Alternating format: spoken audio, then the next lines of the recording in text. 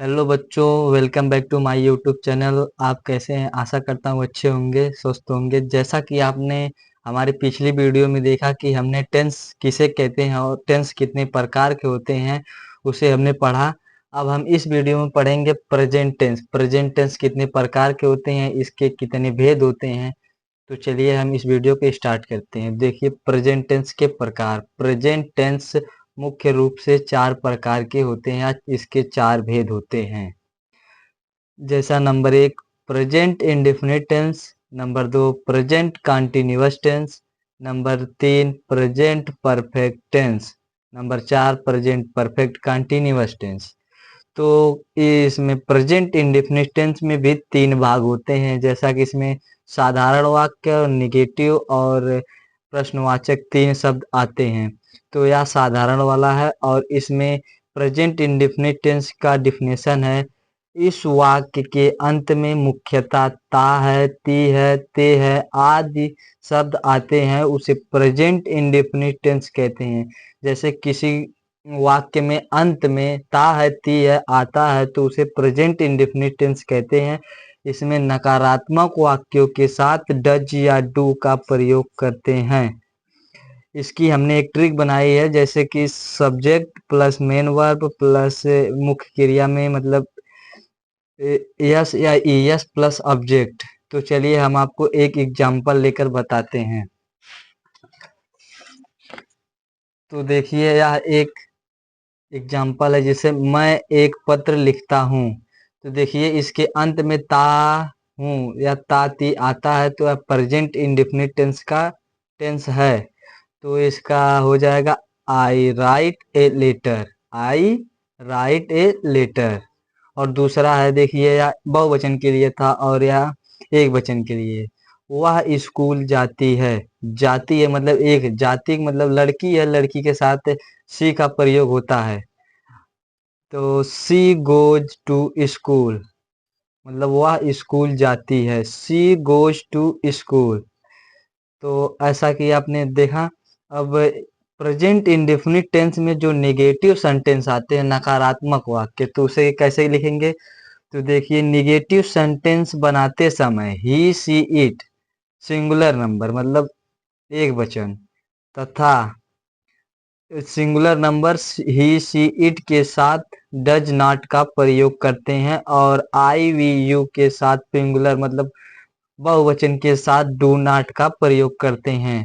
इसके लिए हमने भी एक ट्रिक बनाया है, जैसे सब्जेक्ट प्लस डज या डू में से एक plus not plus main verb plus object.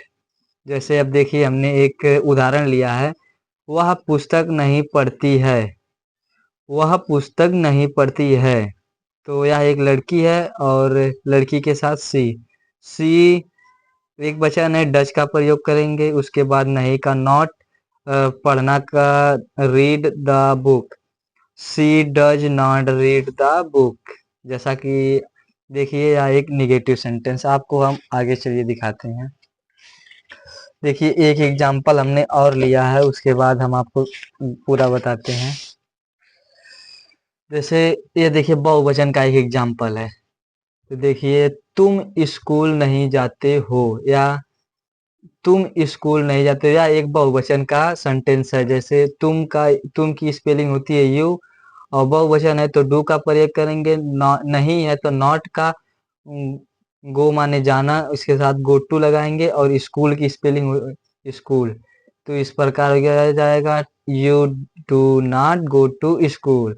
अब देखिए, present indefinite tense. Present indefinite tense में इंट्रोगेटिव सेंटेंस जैसे प्रश्नवाचक शब्द भी आते हैं। तो जब प्रश्नवाचक शब्द आते हैं तो प्रश्नवाचक वाक्य में यदि क्या वाक्य में सबसे पहले आए, जैसे क्या वाक्य के मतलब सेंटेंस में क्या सबसे पहले आए, तो उसके आधार पर उसके क्रिया के हिसाब से डज या डू लगाते हैं। जबकि अगर क्या, क्यों, किसने शब्द टेंस के बीच में आए तो उसे उसके आधार पर वाई हु व्हेन सबसे पहले लगाना चाहिए। तो इसके लिए हमने जो पहले आता है क्या, उसके लिए एक ट्रिक बनाए हैं। डू या does plus subject plus main verb plus object plus question mark मत भूलना, सबसे इम्पोर्टेंट है।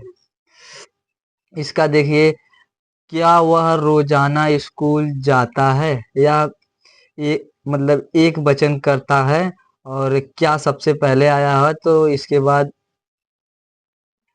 यहाँ पर गलती हुई है, does.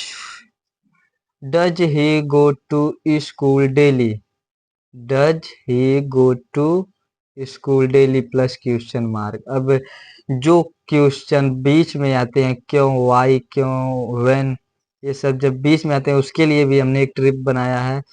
Question word plus does या do plus subject plus main verb plus object plus question mark.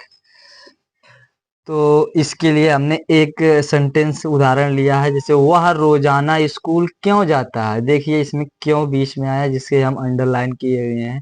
तो वह रोजाना स्कूल क्यों जाता है, तो क्यों आया, तो क्यों की स्पेलिंग वाई होती है, तो सबसे पहले वाई लगाएंगे क्वेश्चन वर्ड। उसके बाद सेंटेंस के हिसाब से डज या डू, जो वह है तो एक वचन है तो डज का प्रयोग करेंगे, उसके साथ ही का प्रयोग करेंगे। जाना की स्पेलिंग गो टू होती है, और मेन वर्ब हमारा है स्कूल। उसके बाद ऑब्जेक्ट हमारा रोजाना, उसके बाद क्वेश्चन, इसका हो जाएगा why does he go to school daily. I hope आप लोग समझ गए होंगे। अगर आप लोगों को यह वीडियो अच्छी लगी तो लाइक कमेंट शेयर और हमारे चैनल को सब्सक्राइब करना ना भूलें। और हम आगे भी ऐसी वीडियो लाते रहेंगे, अभी आगे और सेंटेंस पढ़ाएंगे, ठीक। तब तक के लिए धन्यवाद।